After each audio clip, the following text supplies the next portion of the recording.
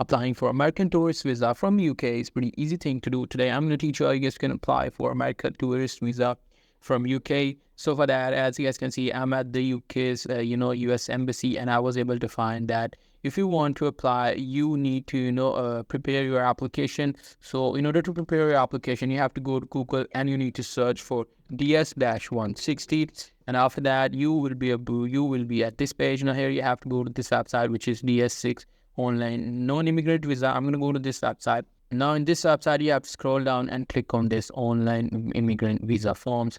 Now in this website, you simply have to click on this, visit the US embassy or consulate website, where you will be interviewed for the specific country. Now here you have to search for United Kingdom. I'm going to go to this website. Now here it will let me just book an appointment at the embassy of the after USA in the United Kingdom, which is in the London, by the way. You have to go to London for that. And after that, you have to take your papers and go to London in order to apply your tourist visa. So that's pretty much it. That's how you guys can do it. Hope you guys find this video helpful.